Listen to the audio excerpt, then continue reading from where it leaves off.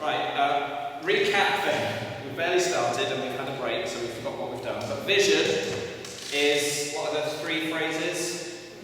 Knowing Jesus, showing Jesus, sharing Jesus. Relevant for all ages, our vicar says. And we need to put that to the test for the rest of this afternoon, really, because we're here as youth and children's helpers, volunteers, leaders. And if the vision doesn't fit, then it's no good. But part of what we're going to do is try to break it down and say, well, what does that mean for our 3-year-olds? What does it mean for our 13-year-olds? What does it mean for all the different ages? And I want us to, had the right thing just now. Dream for our different ages, because I believe that when you dream for children and when you dream for young people, you open up doors that were closed before. And I don't know about you, but I can think back to a few people in my past that have kind of believed in me and even dreamed for me, helped me to dream beyond my own sort of expectations in life. And I remember one lady, I'll give you a name because she needs credit, Pam Woodham. If you ever meet Pam, she's lovely. She used to be my 7 to 11-year-old leader in our little church group. Grew up in a Baptist church, a little group, about 20 or so of us. And I distinctly remember in those meetings being given the chance and being encouraged to do bits of the meeting. Even at that age, it was part of the normal running of the meeting that somebody would choose a song. It was quite a formal setup in my day. But you'd have, 3 people would be choosing a song. You were allowed to stand up and announce your song and say why you'd chosen it. Somebody would do a little reading, somebody could do a little talk. It was like a little mini church service. It wasn't like that every week, but that was part of my memory of the children's group that we belonged to. And I remember being encouraged to lead things and then do talks and do more talks. And I just thought, I've got Pam Woodham to blame for what I'm doing today. in many ways, in many important ways, I'm sure that my own childhood has shaped because people like Pam Woodham believed in me and saw something and encouraged and opened up doors. She dreamed for me in some ways and opened up doors that weren't really there before. And I've pursued it ever since, really, and felt that God was speaking through her. So I wonder if you can think for the children and young people that are in the groups that you connect with here, however old they are, and think, I wonder what God has in store for Louis, for Brandon, for Joshua, for John, for Maisie, for the people that we know in our groups. I wonder what God has in store for them. Where's he going to take them? Now, we don't necessarily know. Sometimes God gives us things that we think, I'm going to keep praying this for you because I see this in you. And you might not even tell them for a while. But I believe that starting to dream for children and young people can be a very powerful process. So I want you, if there's a bit of paper in front of you, to think of maybe 1 or 2 people that you'll find helpful to concentrate on and dream a little.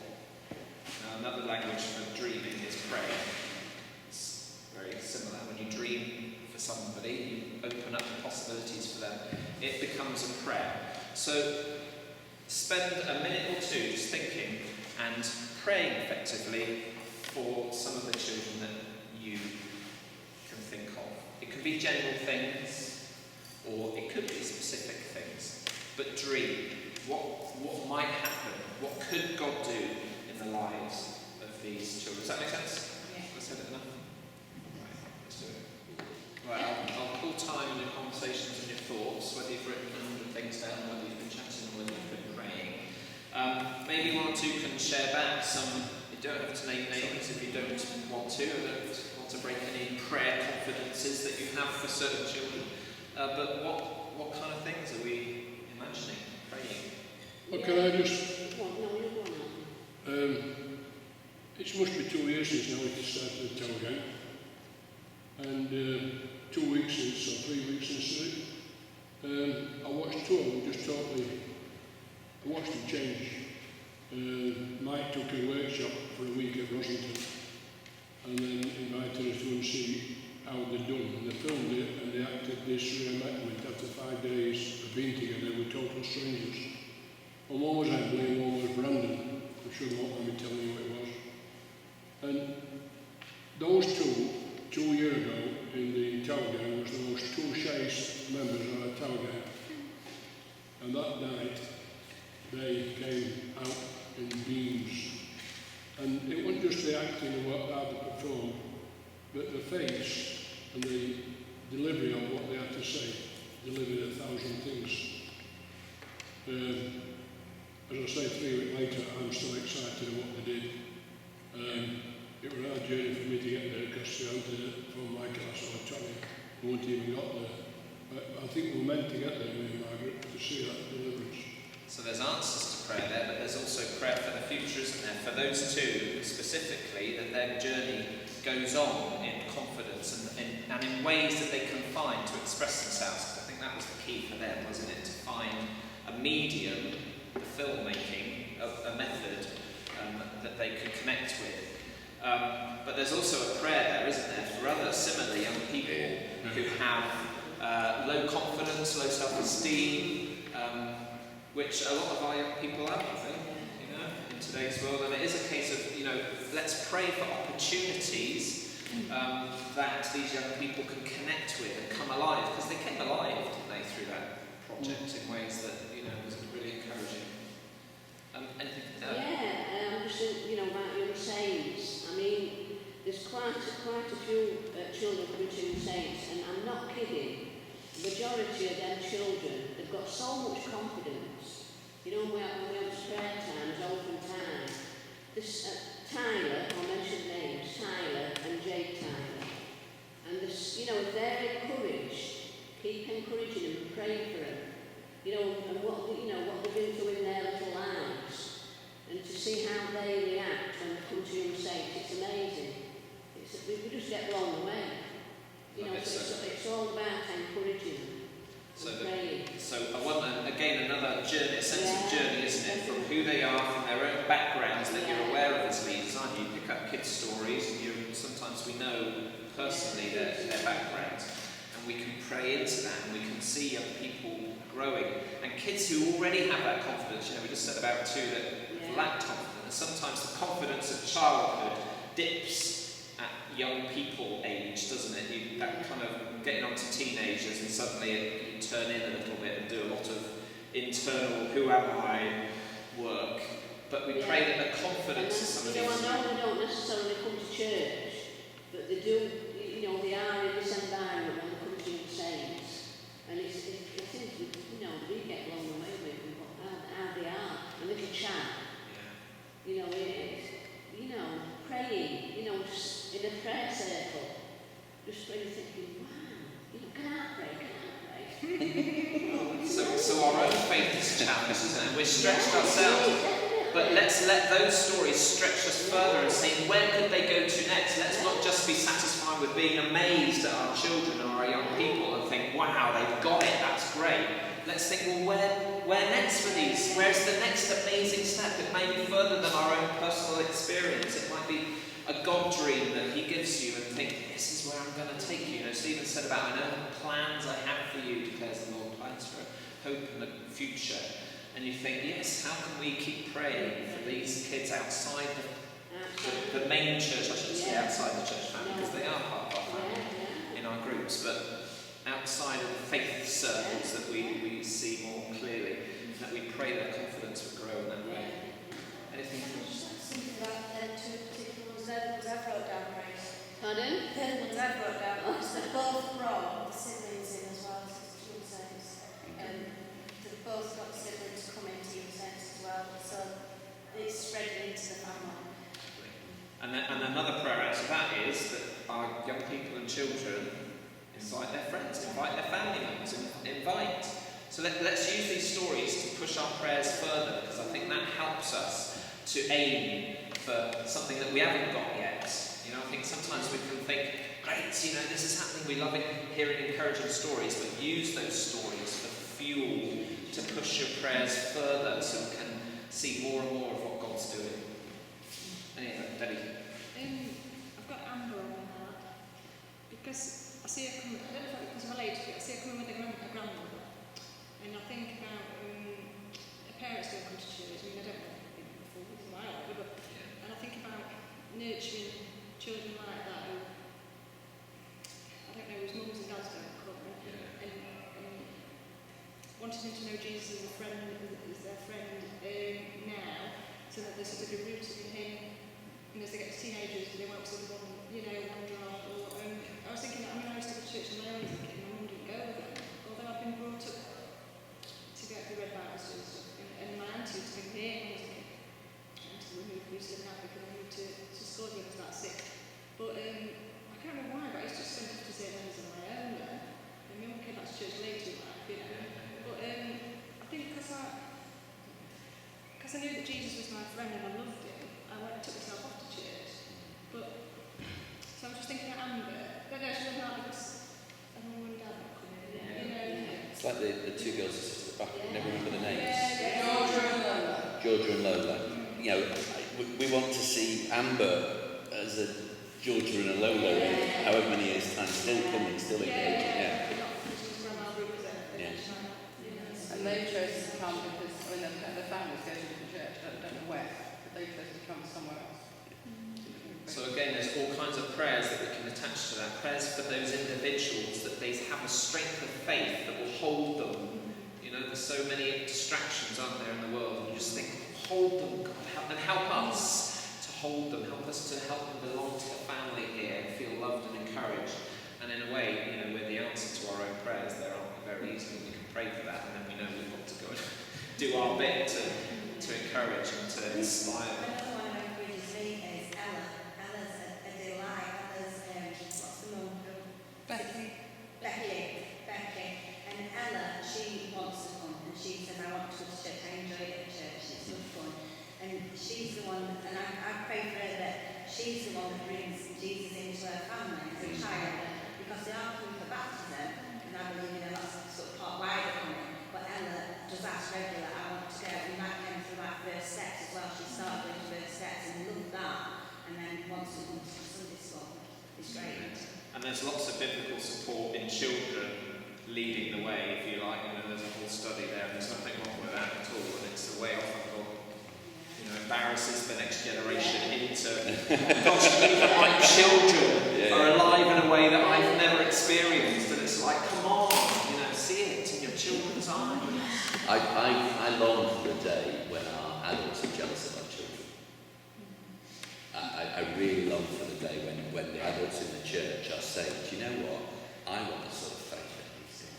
And they're pointing their kids at the front. That's what I would really... Not that I want our adults to be so far behind the kids, but I want our kids to be so far ahead of the adults. There were two names that came to me, and it was Louis and James. Louis spoke more to me at New Wine than I think he's ever spoken to me throughout the rest of the time I've known him. And he has this beautifully precise way of talking. Stephen. And you know there's a really, really good question coming. And I just had this vision of Louis in years to come using that wonderful voice to explain the answers that other people give. You know, to be someone who helps people to understand what God's about. And the other one was James. I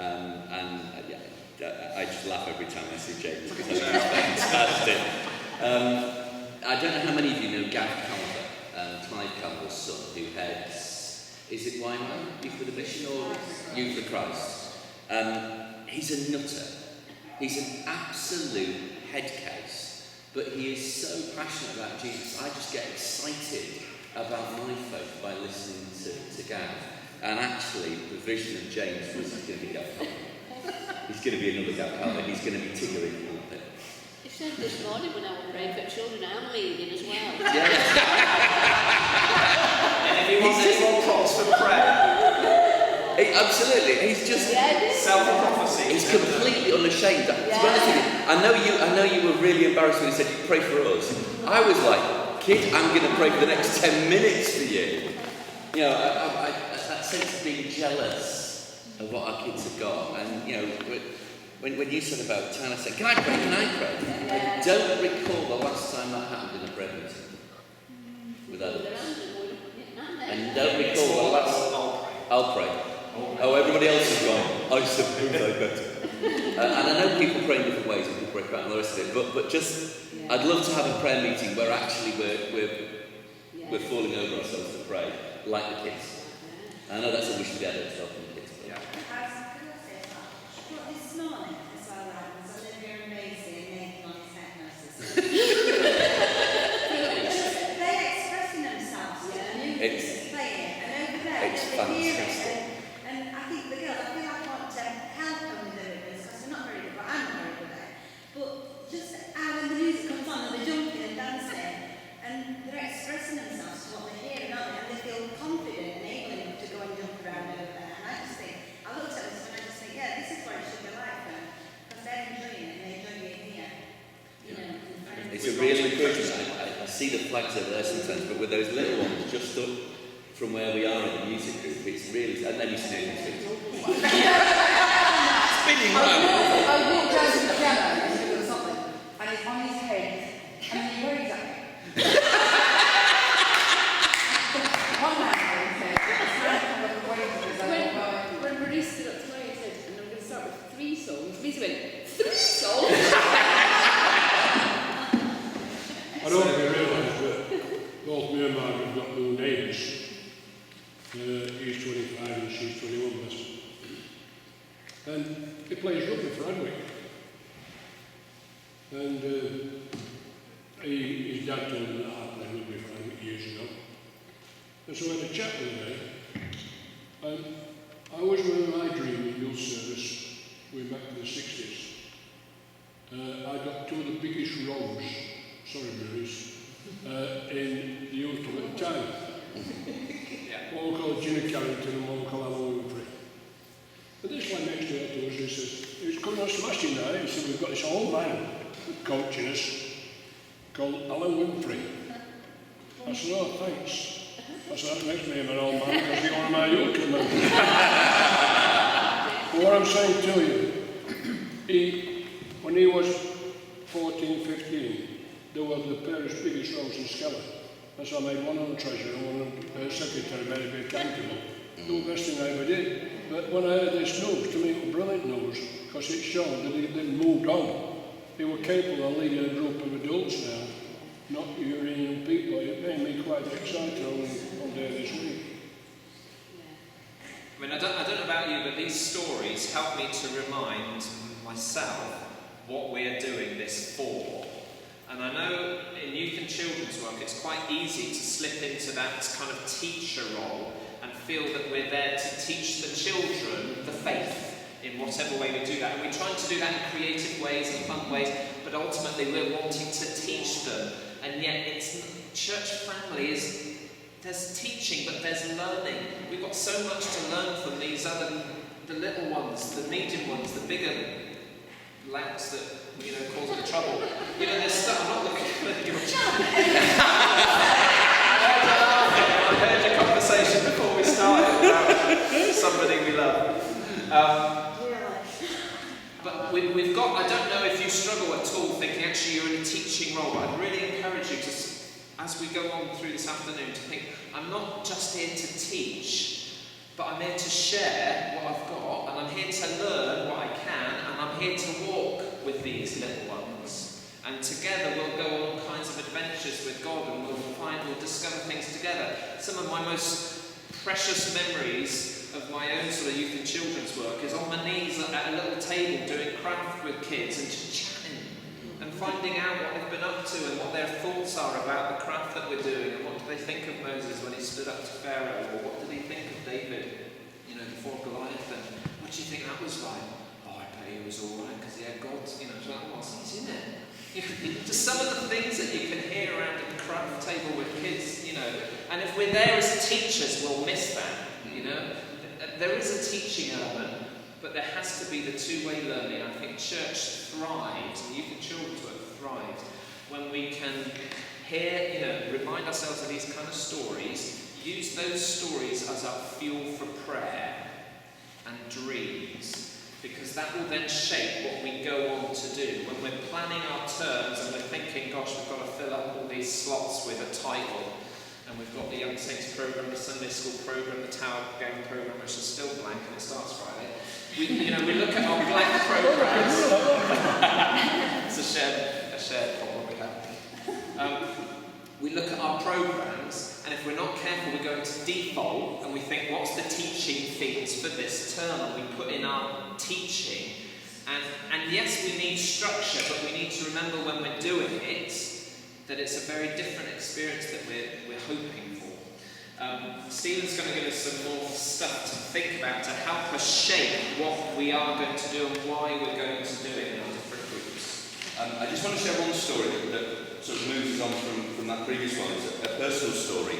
At New Wine in 1992, I went with a family that I was lodging with at that stage. They had a little girl who was 7, a little boy who was 5, called Thomas. Oops, didn't turn my microphone on. New Wine in 1992, I went with the family I was lodging with, and there was a little boy called Thomas who was 5, a little girl called Rihanna who was 7. Thomas came back from his group. Now, at this stage, my faith had begun to wake up, and I'll say a bit more about the journey later on. But I hadn't really taken on board what God could do here and now. It was a little while after then that God really got my attention with that, in terms of what the Holy Spirit can do, in terms of the gifts that God gives for here and now, not just the stuff in the past. And Thomas had come back from his group, and I'd spent a year living with his family. And as you all know, if you spend a year living with a 5-year-old, you can tell when they're lying. It's obvious most of the time. And Thomas was absolutely dreadful at lying. He couldn't lie to save his life. And he sat in his mum's lap and he came back from his group. He said, "What happened tonight?" He said, "Well, we were praying, and the leaders were praying for us. And as I was praying, there was I saw fire coming on everybody's head, like a flame on everybody's head. And when it touched me, I fell over. And then God showed me this enormous angel, and he said, 'This angel is going to look after you, and he'll be with you, so that you know that I'm always with you.'" And I sat there and listened to this child, and I thought, do you know what?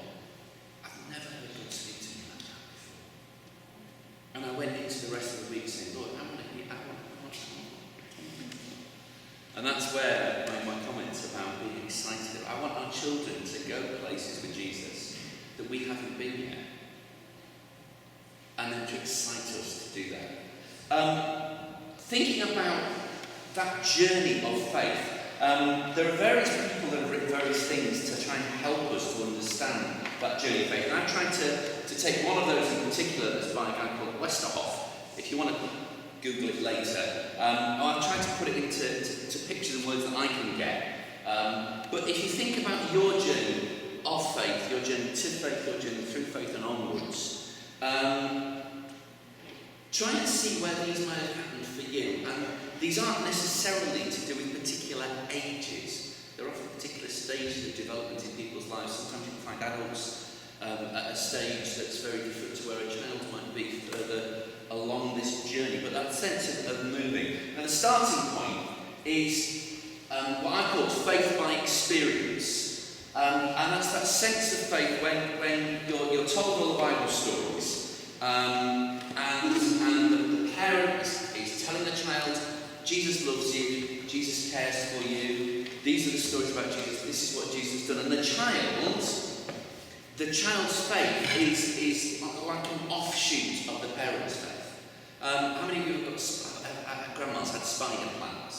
You know, those spider, and they set the runners off. And they grew along the runners. Well, I think it's a bit like that. It's spider plant faith. So it's part of the main plant, and this little one is growing up in it, and it looks exactly the same.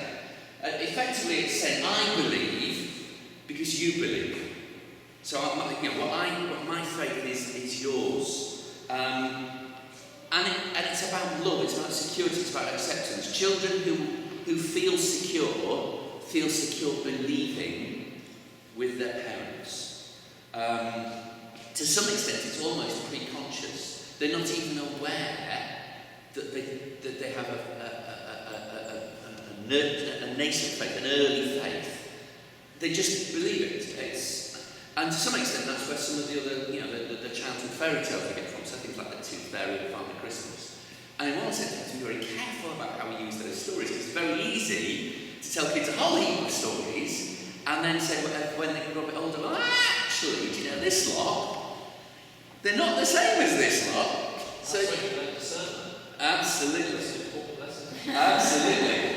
But I believe it to be faith by experience. It's that first stage of faith. And often, when you're talking the preschoolers or the early schoolers, that's the stage they're often in. That their faith is based on somebody else's and based on that strong relationship.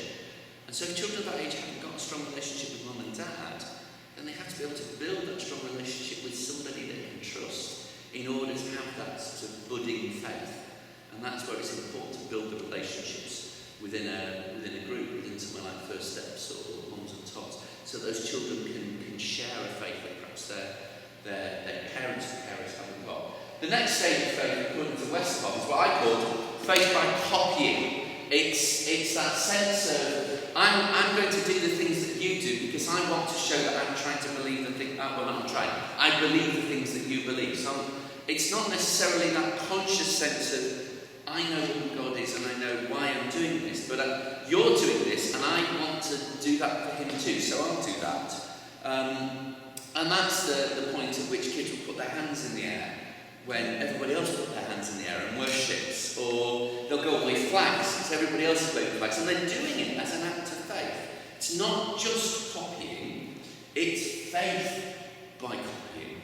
They're actually using their actions and the things that they do and the things they copy, the way they copy us praying, in order to feel like they belong.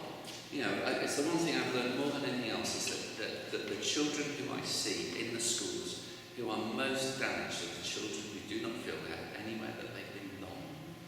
They don't feel safe at home, they don't feel safe at school, and it's tragic. So that sense of belonging. So I believe because I want to belong. It's not quite right, it's more than that. The child's faith is corporate. They believe because everybody does, and together we can say these things to be true. They might not be able to articulate it on their own, but they can speak it when together. So it's like a shared faith. I believe because I believe because I belong, rather than because I want to belong. That might be a better way of describing it. The third stage, which is sometimes quite a challenge, is that previous phase. Sort of the perhaps 7 to 11, the sort of young saints age range maybe. That sense of joining. I want to pray. I want to be a part of this. I want to be like you. That sense is sometimes that age range. Not always when I say these age ranges. You can find adults. I could show you a whole heap of adults whose faith is at that point. They believe only as part of a wider community. They haven't yet done that internal journey to move on to some of the later stages. The next stage is often the adolescent phase, and this is where it gets scary. Because what do teenagers do? They ask questions, or rather, they come up with answers that are the opposite of what you come up with. So they're immediately like opposition. I think this is wrong. Go on, prove it wrong. That's sort of. Actually, I haven't got a huge amount of experience at this stage because I haven't got any kids at this stage yet. And actually, I think I'm going to follow Max to Australia for the next 10 years and just avoid that whole stage completely. But it's faith by questioning. And actually, it looks sometimes like these kids are losing their faith. They go away and ask questions about other faiths. They read books by Dawkins and leave them in the lavatory for the vicar to find. That's Luke, yeah, absolutely. And he was quite smug when I commented on the Dawkins book that was in the loo when I was upstairs. Oh, did I leave it in there? Not silly me. I'm not Christian. Prove it. But it's that searching out. It's that sense of the need to. It's without being too patronising. It's the baby bird. You know, unless the baby bird stretches its wings and flaps around and does all sorts of stuff, it will never learn to fly for itself. You know, mummy birds do not carry baby birds around. They're too heavy. They have to learn to fly by themselves. They have to go through that process of stretching and growing. You teach them to swim, but then you have to take your glasses off and throw them in. And that's Actually, it's the stage beyond that, where they go into the sea when you're not looking. And that's, for me this year, there were a couple of bits where Joshua went into the sea and we weren't watching him the whole time. And it's that next stage beyond. It's allowing them to go to places you haven't been in order to work things out. And it's a transitional stage. It's away from the faith that's based on other people. So that faith that's based on the infant faith, as it were, that faith that I believe because you believe, and it's even beyond that I believe because I belong. It's saying, actually, I need to work this out for myself.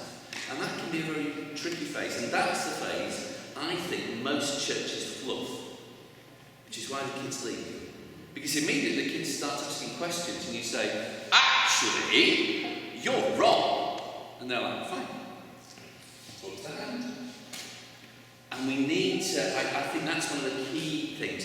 And again, I see lots of adults who get lost in that faith because they want to ask questions about faith and they're thinking, I can't ask the vicar that, they'll throw me out. I won't ask you to put your hands up if you thought something like that at some point. I know I have on my journey of faith through to this point. So that third stage is really important, that sense of searching. Now, just as we're going through this, I want you again to be thinking about some of the children you're working with and thinking about how some of these things are working out for them and realising it's all part of that journey. We're not saying that the first stage children haven't got a faith. They have. They've got the faith that they can have when they're tiny. And it's a valid faith and it's a real faith, and we need to value and enthuse and encourage that faith at that age, knowing it's like that. Not saying, well, do you know what? When you're a grown-up, you believe properly. They believe properly now, at that young age or at that intermediate age. The teenagers who ask questions believe properly. I believe, but I want to think it through my way. I love the picture I found on the internet, by the way. I do wonder whether we're going to end up with people all saints that look like that. And actually, that guy looks very like me, so I'm really worried here. Yeah. But it's important that we create a space where kids like Ben and kids like Joseph and kids like Emily and Brandon can feel free to ask some really awkward and bloody-minded questions that we don't necessarily have the answers to.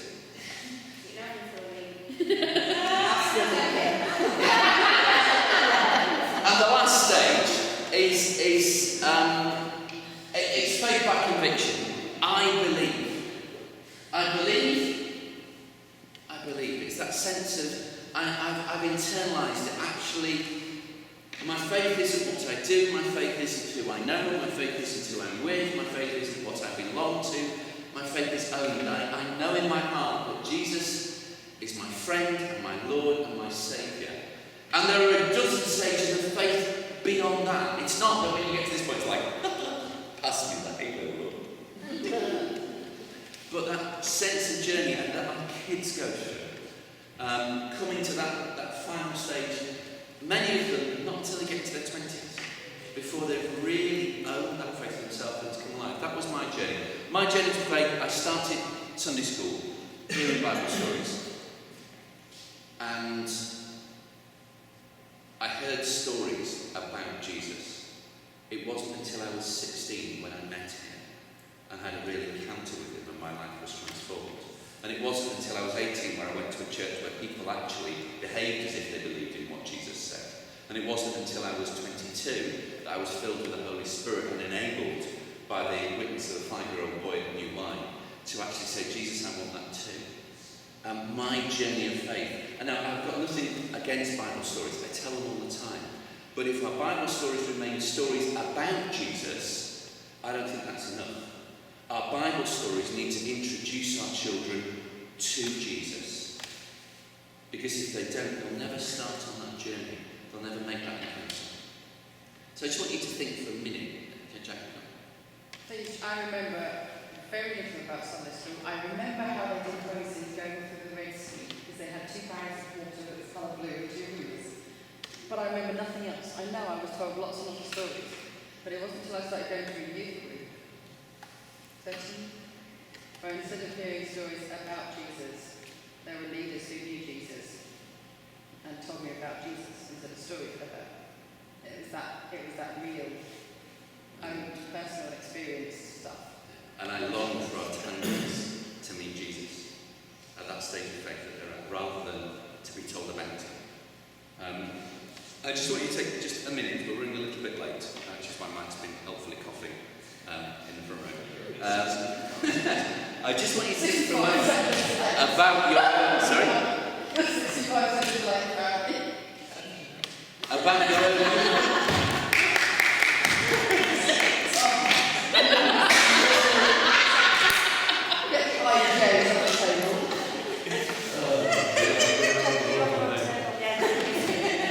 I just want you to just take a couple of minutes, again, just to think about your own journey, where you are, where you were as a child, where you are now, where you want to be. I am not yet where I want to be in my journey with Jesus. I haven't arrived. Actually, the longer I go on, the more I realise is in front of me.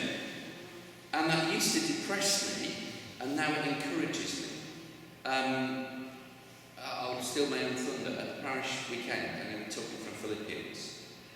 Setting us, I throw aside all the sin that so easily entangles, and I fix my eyes on Jesus to run the race that he set out for me. Look at the Olympics and stuff. I've still got a huge amount of race to run. What race have you run so far? Whereabouts are you? How do those things fit in with your own experience of coming to faith? And maybe some of those stages happened when you were much later on than some of our children. But I would love our children to have run the first part of that race while they're little, and then enjoy running that bit of the race, rather than spending time as adults running the early bits of the race. So I just want you to think for a minute about your race, your journey, where you are, where you're at, where you long to be. Are you excited about what lies beyond? So just a minute or two.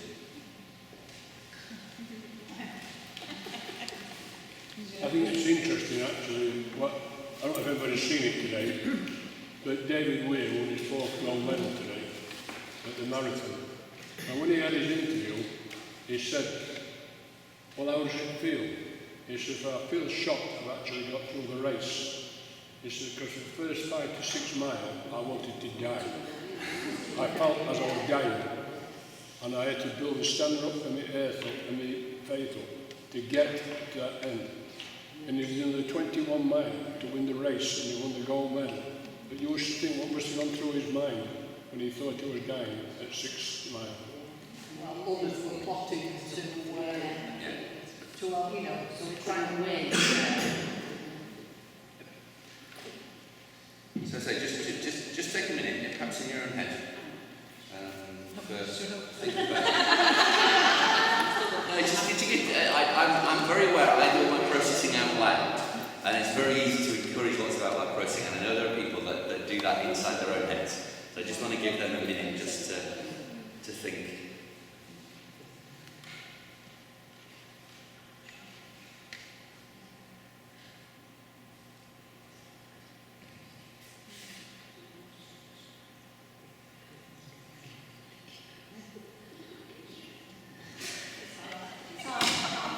Can't think of anything. Okay, does anyone want to come back to any of the things that I've said in the last few minutes? Is there anything, any questions, any thoughts, anything that's wrong, anything you're thinking, I don't know?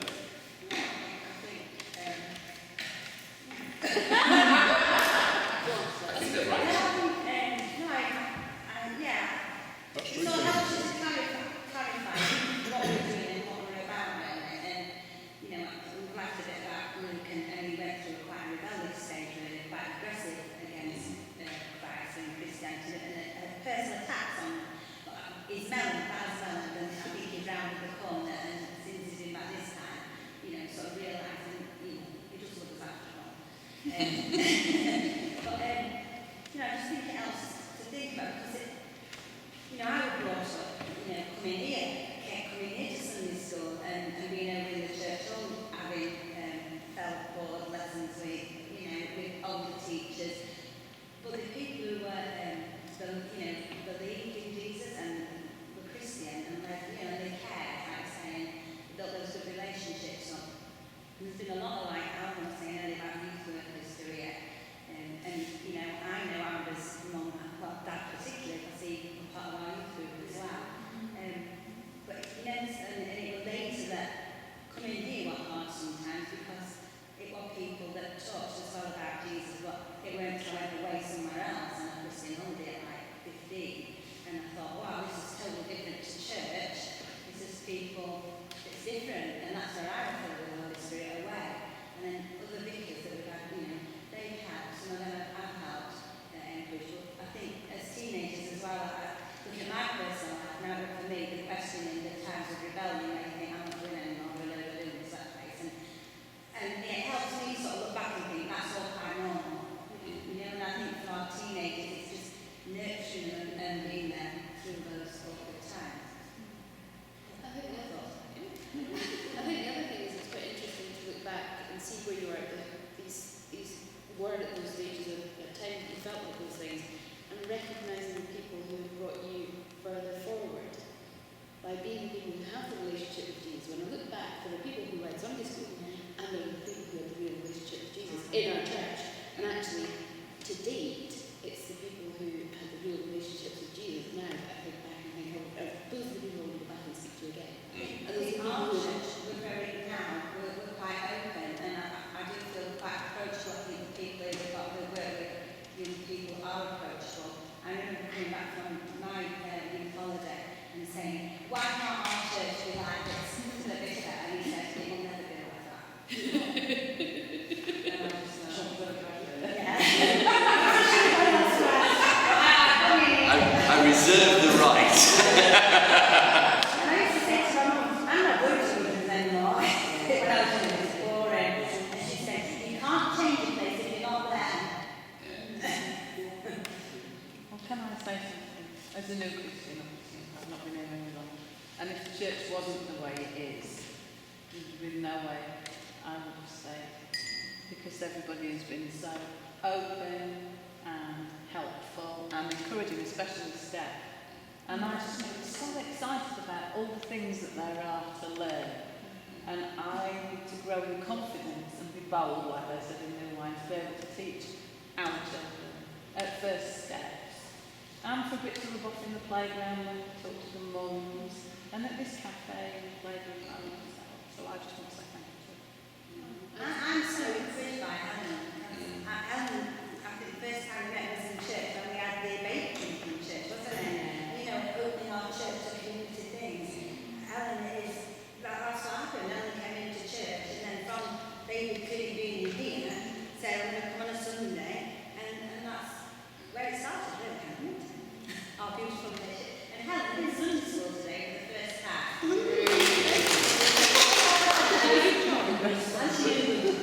But I love that sense of us learning from our kids, you know, and for me it was a real moment of humility. Because I was getting to the point where my faith was going places, and I was getting the hang of this, and prayer triplet, and we were storming the gates of heaven in prayer, and then this little child, this 5-year-old, just blew me away with the story of an encounter with God that was beyond my experience. And actually, that's my dream, is actually that we would learn as much from our kids and their encounter with Jesus. He's the teacher, I'm not. Anything that this church family learns that's good and wholesome comes from him. And it comes from me, and I'll put my hand up and say thank you, Jesus, for using me. But it comes from him. He is the teacher of our children. We just need to make sure we don't get in the way, and that we introduce them to him. And then do you know what? They will surprise us with the things that they do. They will teach us. You teach me about enthusiasm, and about, you teach me about just perseverance and love, and you laugh so much. And look,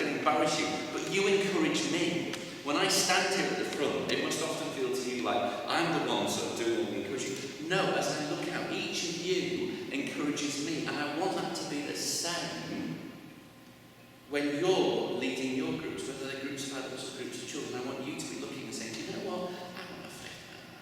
I want a faith like that. I want to be able to say that. I want to be able to pray like that. And we need to realise that actually we're on a journey together. I often think of a church family. Did you ever do church walks? Yeah. Where everybody went? Yeah. And you ended up with the people at the front going, tally ho, this is the way!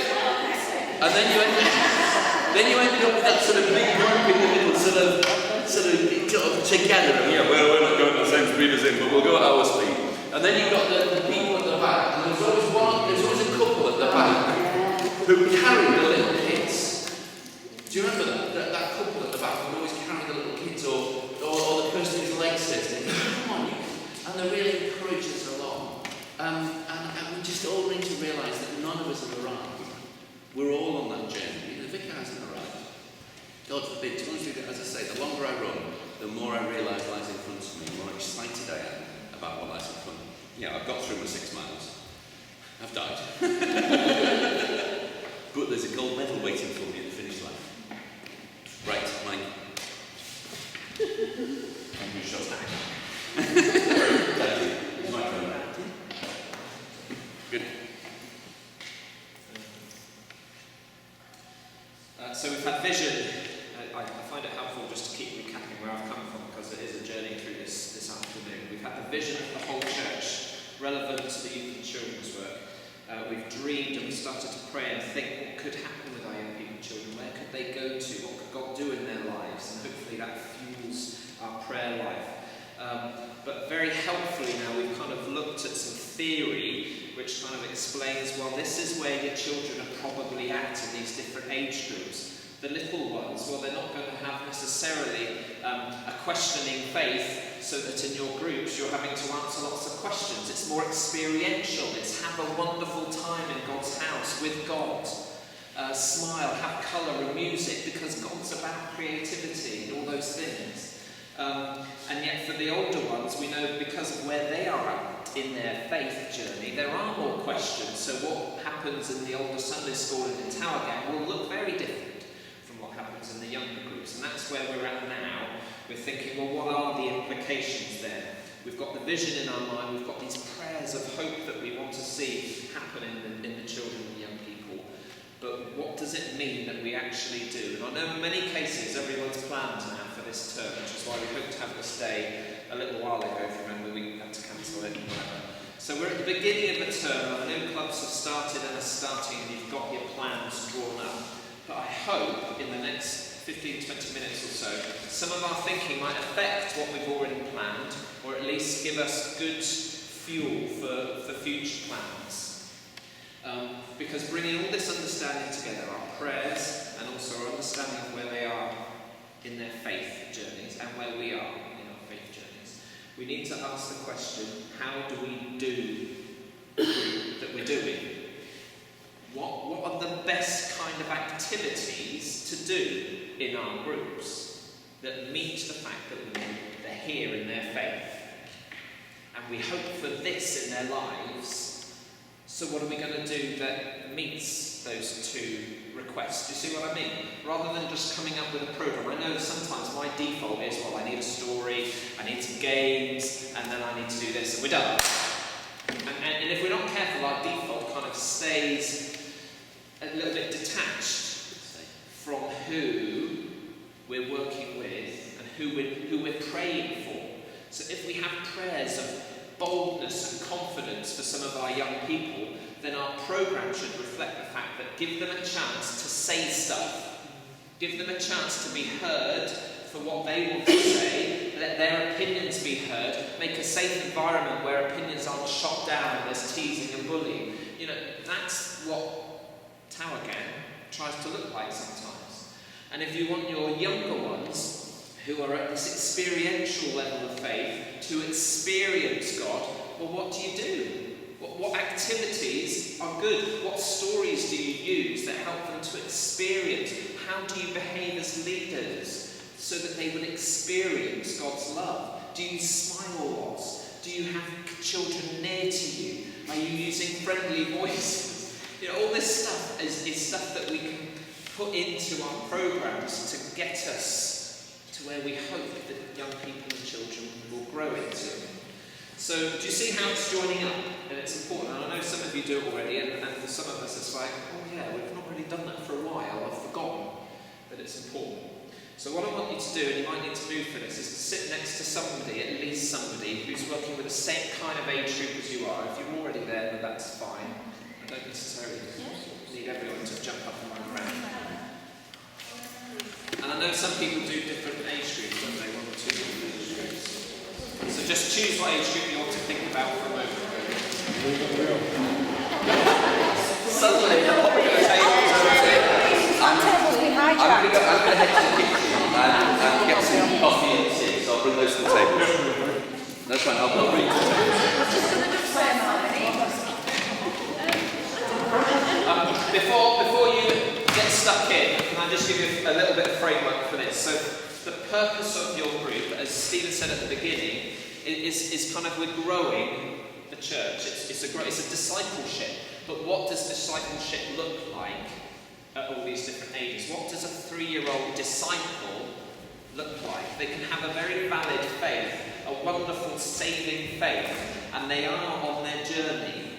So what does that disciple look like? What do they need in order to grow? So have a think of, and you can go beyond this if you like, but here's a suggestion. Think of 2 key activities that are bang on right for your group, just as an example.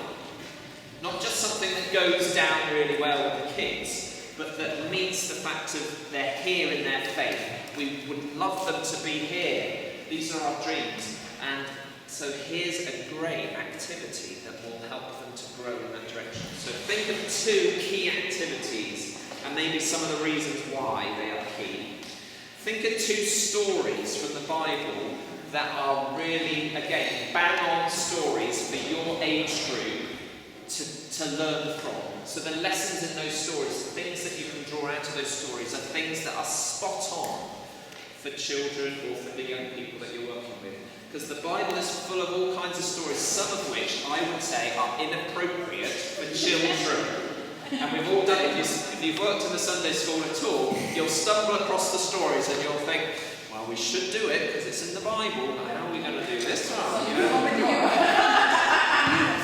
So there are more appropriate stories and maybe less appropriate. So what would be the perfect story or 2 stories for the age group you work with? And again, a reason or 2 why. And lastly, if you've got time for this, what are 3 essential ingredients for your group? No, I don't. For example, when I say ingredients, I mean...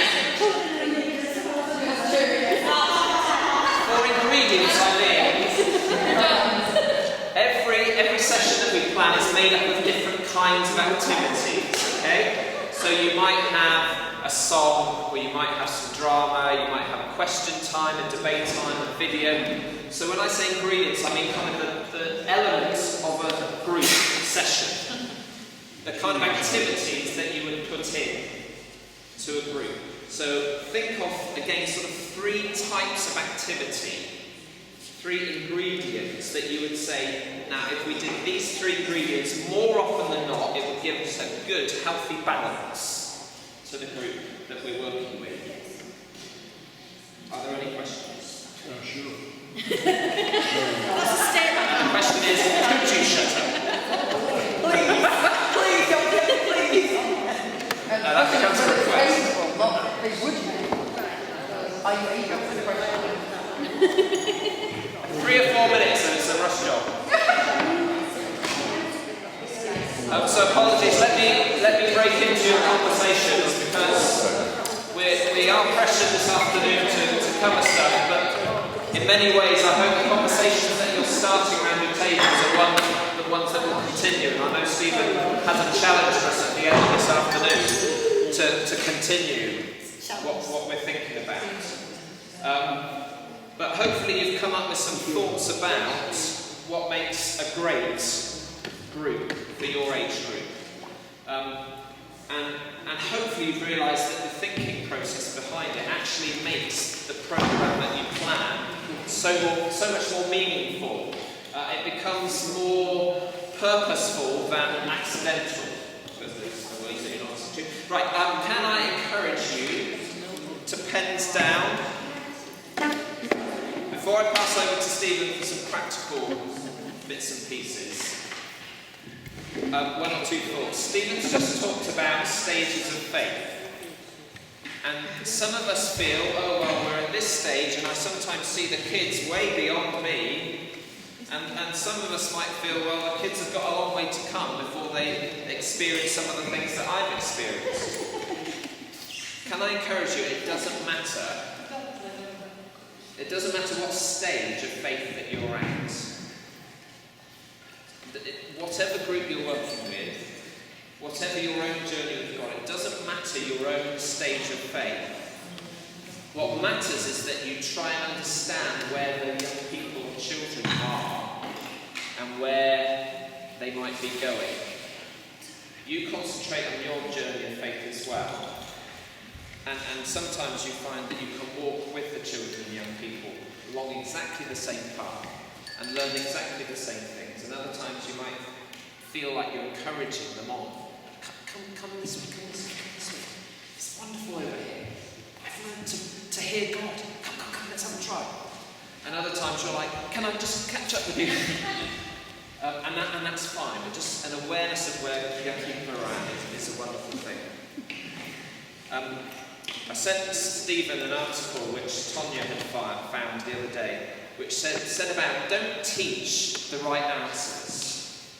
And I know this is maybe a preference that some people like or don't like, but one of the things I think stops discipleship and stops growth is when you explain a story and then you tell the children exactly what it means and then you send them away. And the children have no opportunity to find their own meanings and their own lessons and explore the story for themselves. And so the story becomes a closed book when you finish. If you do like, here's feeding the 5,000, it means this, and it means this. And this is what Jesus was saying, and this is what Jesus meant.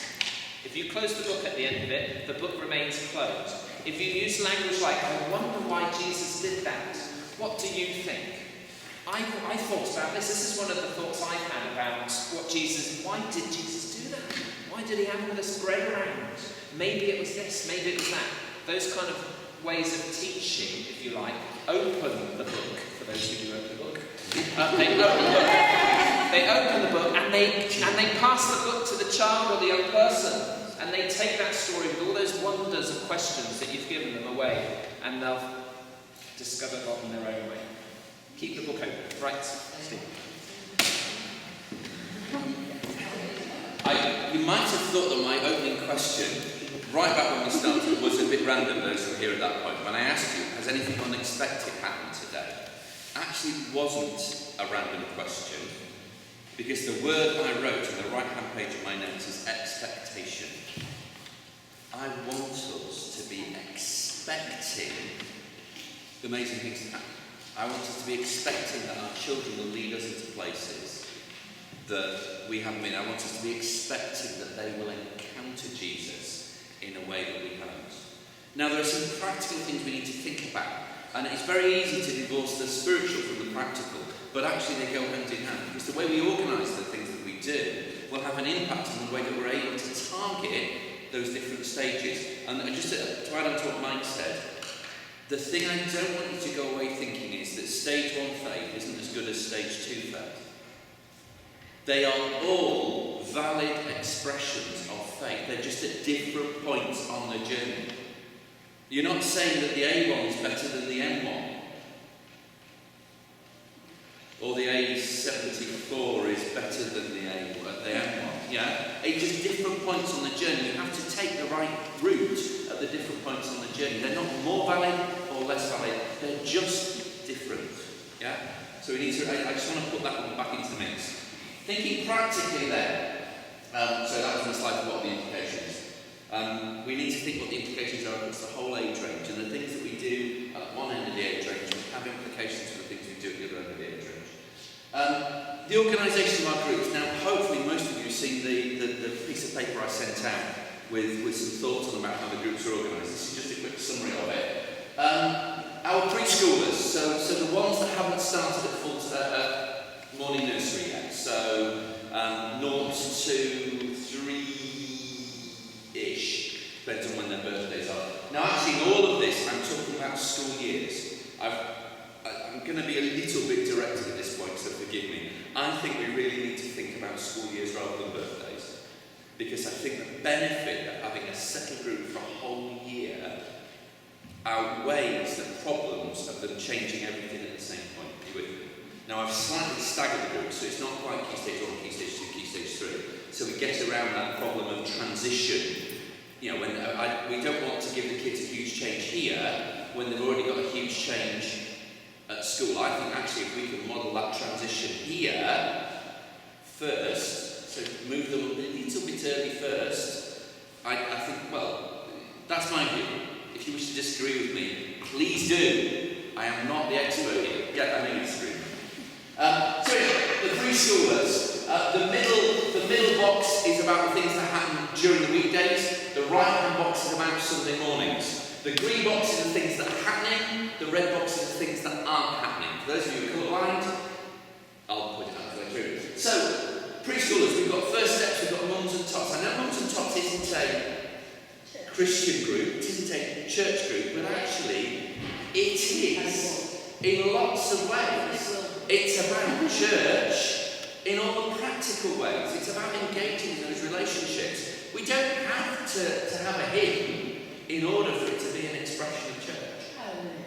Yeah? We don't have to have a worship song. We don't even need to pray out loud.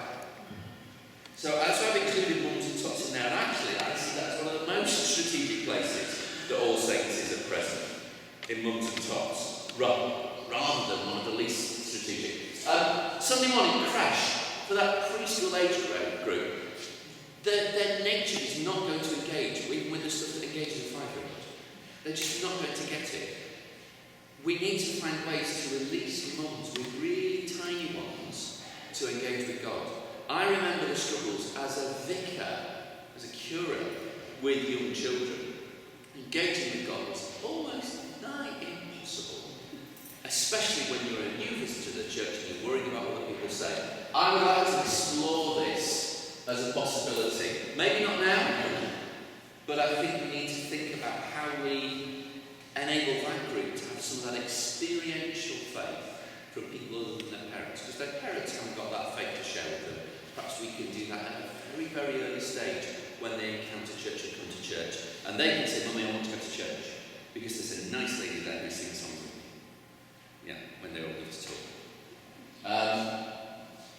That next stage, nursery to year 1. So that's sort of early Key Stage 1 sort of age range. The age range where they're really beginning to become little people, in my mind.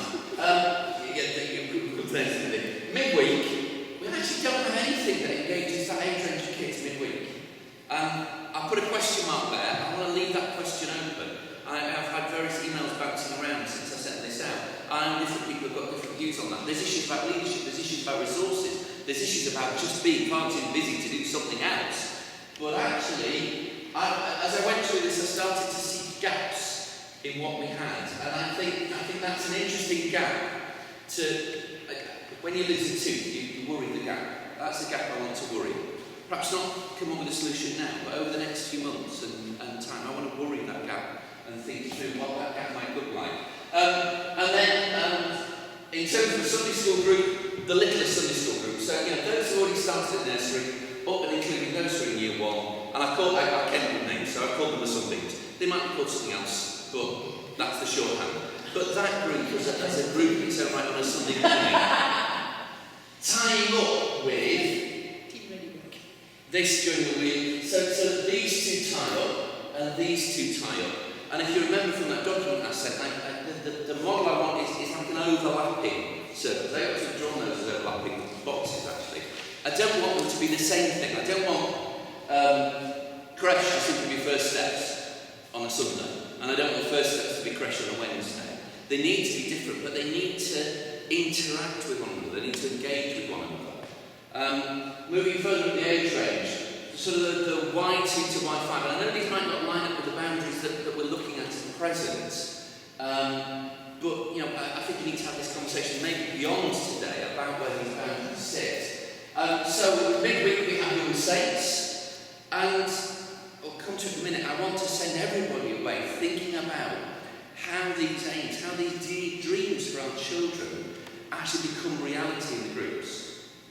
So I'll now look at this last. I don't want Tower Gang and Young Saints simply to be youth groups. I don't want them to be groups where the kids come and have a good time. I want them to be groups where the kids can come and discover a little bit more about how much God loves them. However, whatever level that is, it might be a very, very tiny bit of a particular group. That may be where a group sees its call and its drive. But I want to see that that faith being built in every situation.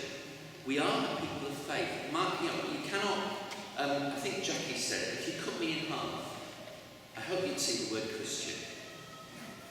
I don't want our groups to not look like groups that are being Christian. They might have different flavours, we might have different sizes of those letters, but I want all of the groups to be enabling children to encounter the love of God in whatever way that is. And then on Sunday morning, that same group, that same age range, and I call them torches because it just felt like it was moving on from something to a bit brighter, or a bit dimmer, I don't know, depending on how you look at it.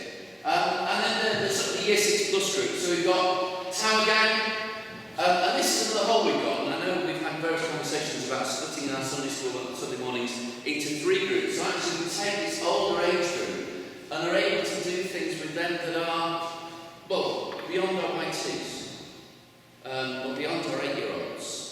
I've seen now, I look at Joel and I look at Joshua, and there are things you could do with Joshua that you wouldn't be able to do with Joel. It's crackers to have them both in the same Sunday school group.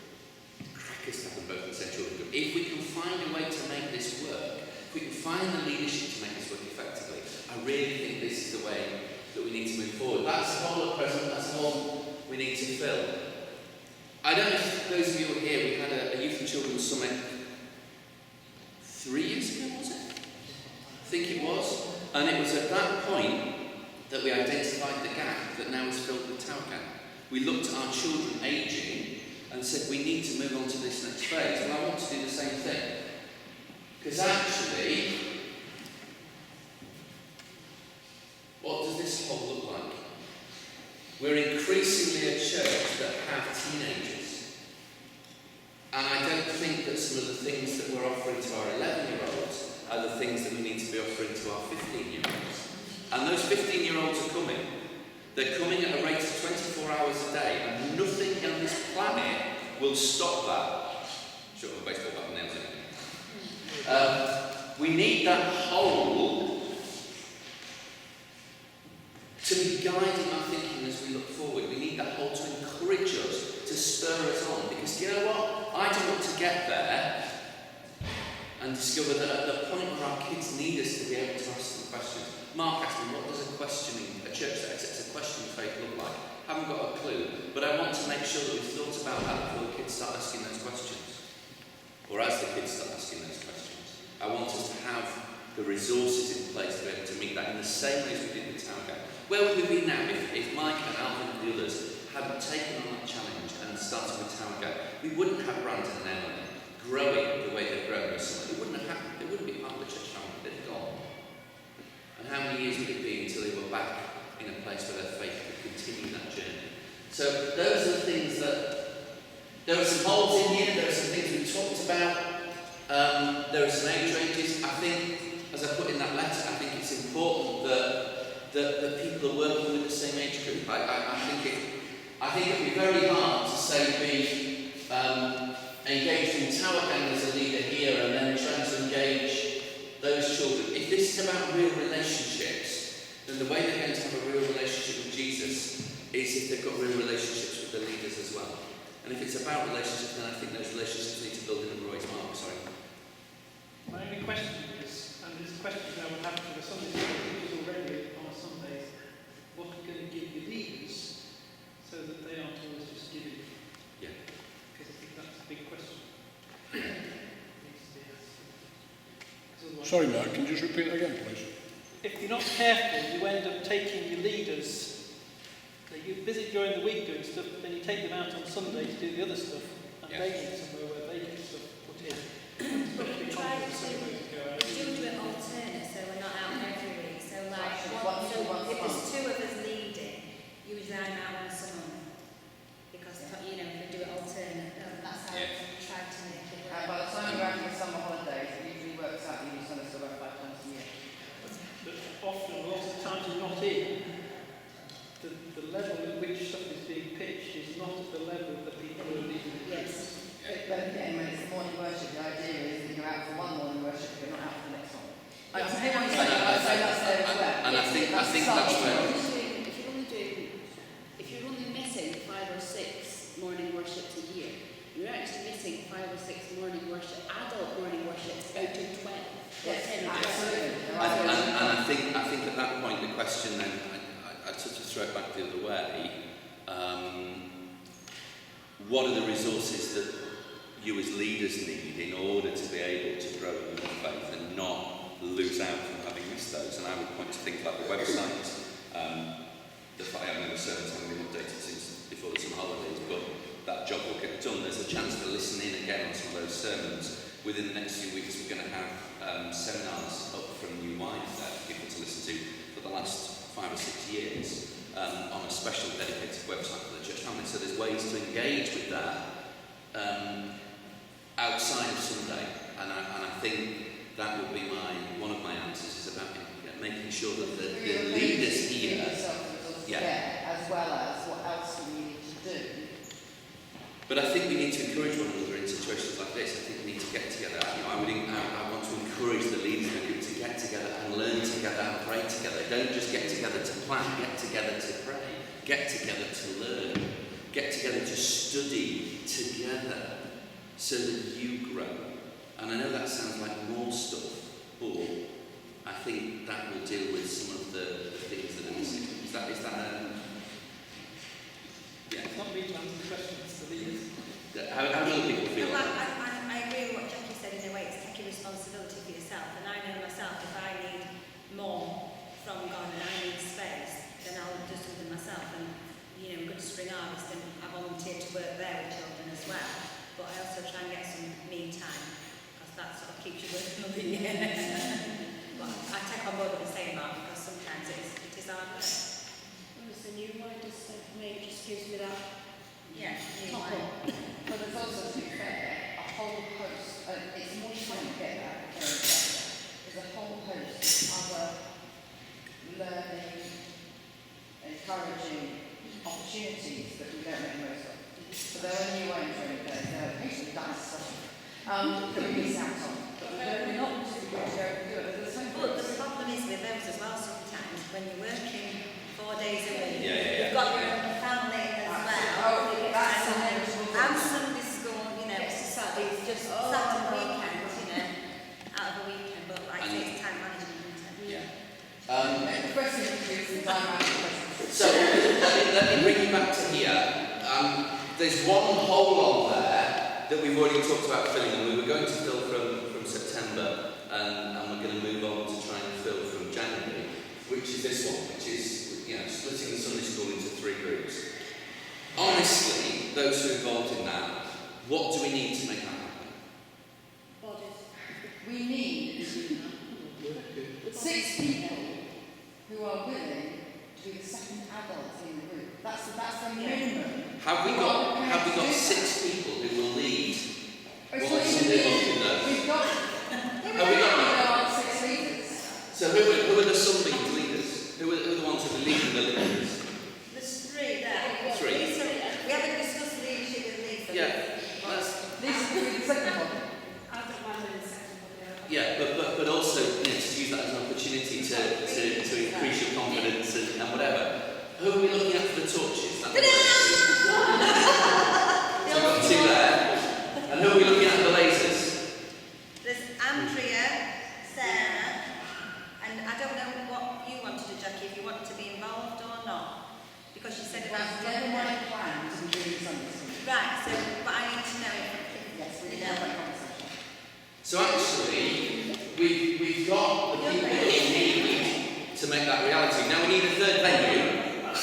We discussed about So, I was going to say, the Tower Gang room is there on Sunday morning. We're okay. As long as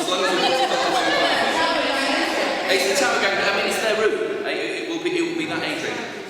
Very quickly, it's just on 6 o'clock, and I've got 5 more minutes I need to talk about on the last thing. What do people think about those age ranges? You know, very practically, very quickly, do those age ranges work? And I know there might be a transitional stage where we deal with the kids who aren't in the right place yet but are a part of the group already. I'm not suggesting we kick out a child who's in year 1 who's already at young sense. Can I suggest that it's worth looking at a pattern either of mirroring the key stages, or, as we now take 20% of the church, maybe 30% of the kids to new wine, mirroring the new wine ages. So that at least what we do is mirroring one or the other of the frameworks that the kids, a significant proportion of the kids, or from school point of view, all of the kids, deal with, rather than having a third. That almost matches the new wine, not quite. Or we keep the simplicity of doing key stages. But if that's what works for us, it doesn't matter. I mean, I would say that I agree with Stephen when he said, you know, let's not do the same transitions all at the same time. So particularly the one between year 6 and year 7. I think Josh has really benefited from doing the transition to Tower Gang a year earlier. That's one particularly, I would agree. It's like so I would say, it's like we've got so many property young sales who aren't ready to Sorry. Yes, but what I'm saying is I'm not sure how relevant the stuff to mirror new wine is, because it's a week out of the year. And it's not, you know, if that's the structure that works for us in terms of what the weekdays are, then I think it's more important that we are consistent with ourselves in terms of our groups and things, because we don't want children coming on a Wednesday saying mums and tots, we're going in 2 different directions. Thanks, Lisa. That's fine, thank you. Sorry, we're overrun.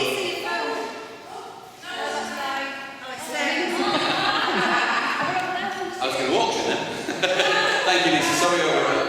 I think as long as we're consistent with ourselves, then when they go to new wine, that's something completely different. It's not, but it is something completely different. But I'm also aware that as you split kids who are used to being with each other into groups of 100, 200. But that's a They good don't know each other. But we're going to have that whole, unless we adopt exactly the new wine, and we can't adopt the new wine one because they've got more age ranges than we can fit. Yeah. We've got a lot more groups, like we've got Pebbles, Gems, Any other thoughts about the age ranges? Do we think that's at least a place to start in terms of conversation and in terms of looking at how those groups organise? Is anybody sat there going, The only one I want to drop down is year 2. Nursery to year 1, year 2. well, it's nursery reception year 1. That's a massive development already. That's nursery reception year 1, so that's 3 years, that's 3 school years. That's year 2, year 3, year 4 and year 5, so that's 4 school years. Yes, I forgot about this. I forget the section before that. What I would say is, That great key stages then. First Steps has an overlap with that first red box. Yes. Because the one in nursery can go to First Steps. The transitions here are going to be fuzzy. I don't want to end up with a situation where we say, oh, you go to nursery. Come on. Yeah, Yeah, you well, want those kids are going to, some of the nursery kids are going to come into some big ones to Sunbeams anyway, so if Yeah. Sunbeams is pretty much what the early Sunbeams are, then it's not. How do we call it Sundays with an off? Sorry? What? SLM. Yeah. With an O. None of the names are going to be fixed, they were just being played. I quite like it. As far as our numbers across those groups at the moment, does that make sense, or does that mean we'll have like 2 in one group and 8 It's like in another? bring my laptop and numbers in front of I me. think it balances out over the course of a few years. We might end up with some It's going to smaller fluctuate groups quite a and some lot bigger over groups. 2.5 But years. let's say there's a bulge going through at present. Yeah, well, and I think we should reflect that though. I think Yeah. if we're not careful, we're spending people's precious hours in the week, and of course it's always sort of bit for 1 or 2 that turn up, but Yeah, it's not. It's not. No. You know, and it will be I- disheartening for somebody if, like, well, I only get 3 in my group anyway, and one of them's away this week. Yeah. That's bad. You know, so I think this all needs to fit who we have and where we have them. And that means it might well change every year as our bowls go through, or as we have. Because it won't be fair for somebody again if they have 10 in their group. For me, the really important thing is actually that by next summer, so a year from now, that first red box in the sort of nursery to year 1 midweek is filled. Because at the moment we have Scarlett and Harry and Adam and Maisie and Olivia and We've got in the laboratory. I think we need to pass the list of the kids that we got, the ages that we've got. We've got the spreadsheet to do that at home. Just haven't had time to do that. I think that it should be that way round. We're small enough for it to be that way round. Yes. We're not a big church with 500 I agree, people. because like You you set said, your boundaries and whoever's all there it is takes is a couple of children off and you've prepared enough there. Yes. And that's very We need to make sure that those boundaries are viable, I agree, and live lightly with that transition and with that transition. And maybe on a Sunday morning those transitions do look slightly different. And I would definitely, well, 40 plus being in the service, the fear that like 5 groups of possibly 10 people are out. That's half the congregation. I mean, let's all age worship if we're doing that, which is. But no, I mean, I will always, you know, kind of fly my old age flag, which I've done for many years in some ways. But you know, if we've got midweek groups happening where they're getting their teaching, in theory, adults have their midweek groups where they're getting their teaching. We celebrate on Sunday morning with everyone all in together with Christ. So the problem with that is that first Young Saints, isn't that? Young Saints is a different balance. It's not, for whoever, the equivalent of Sunday school midweek. So if Young Saints was the Christian youth group, for want of a better way of putting it, it was weighted that way, then that would be fine. But if Young Saints is still, I don't like the language, but if it's the youth group with the God's lot, then that's not enough teaching for our 7 to 11-year-olds. And there has to be a point to do some age-relevant stuff for the groups. That's another But thing. that's part of what we talked about this afternoon, is it's discipleship, is our, you know, what we do to grow the faith of these young people. So that is completely relevant for Young Saints, and that should be age-relevant, faith-relevant. Yes, but it's a different weight and a different proportion and a different... It's what you want it's is a drip feed, young saints, isn't it? It's more of a drip feed. Actually, What a full bucket. Yeah, I'd love to see all of the groups really go back to first principles and think again about the whole remit of what they're doing. If at this point I'm going to turn into vicar and I'm going to do something I don't often do, and I'm going to get a bit directive. You know, vicars aren't supposed to be directive, so Mark, if you could just close your ears for a minute and don't tell the bishop this. There is responsibility ahead, and I'm going to lay it on the line. I need from today 3 things. First thing I need from you, as the leader of this church family, is I need your commitment. I need you to say we're going to go on this journey with these children and we're going to see where God wants us to go.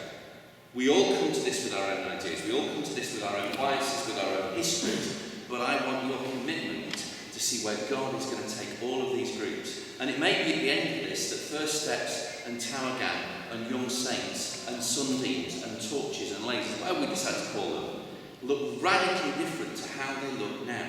Because actually that's what God wants.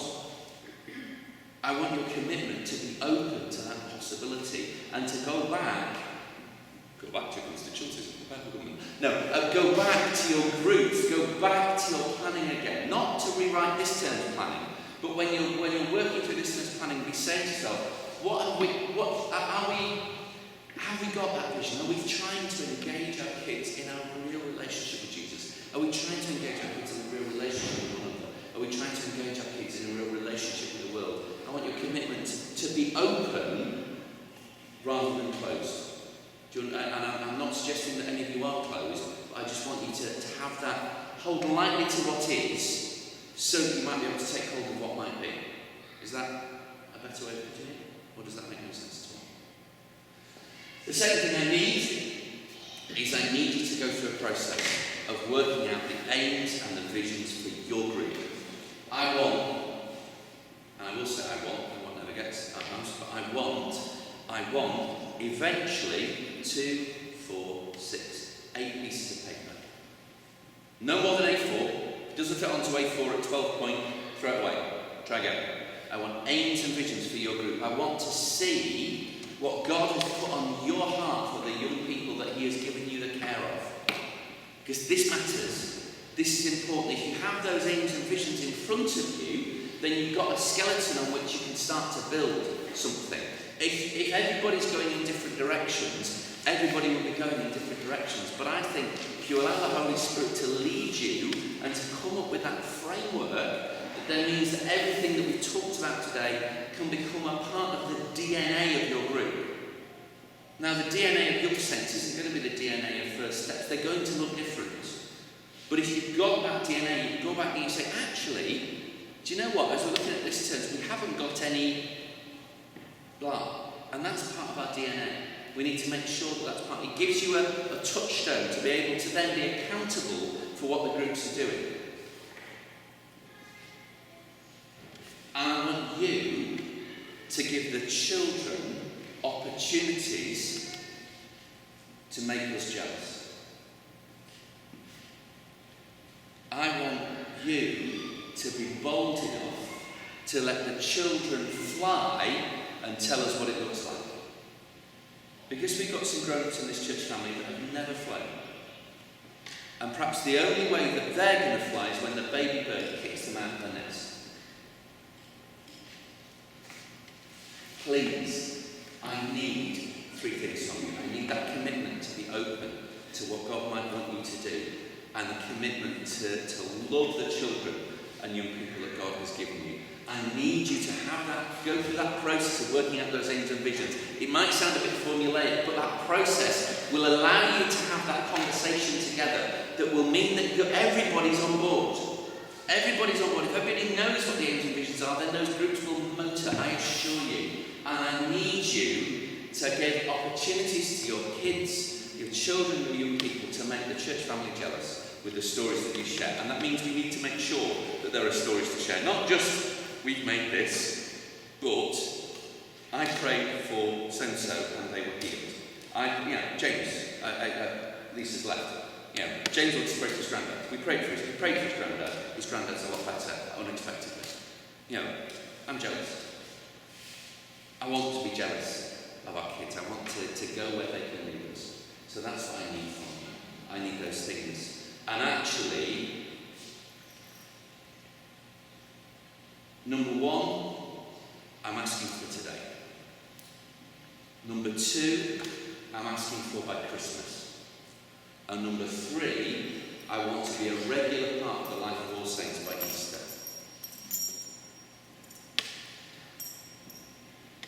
And I've probably got 4, 5 and 6 that I haven't thought about yet. I don't usually do that, but actually I want to charge you in the Lord. I really feel that this is what we need to do at this moment in time to really see our young people and children fly and to lead the rest of us off the cliff. They need us. They need us to help them. They need us to walk with them. They need us so that they can say, do you know what? Jesus used me to pray for my leader. I can do that. They need us so that they can have a real relationship with Jesus.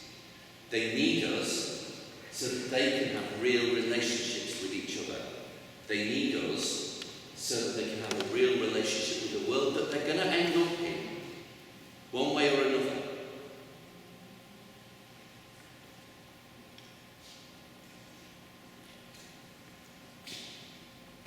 Shall we stand and pray? And then the plan was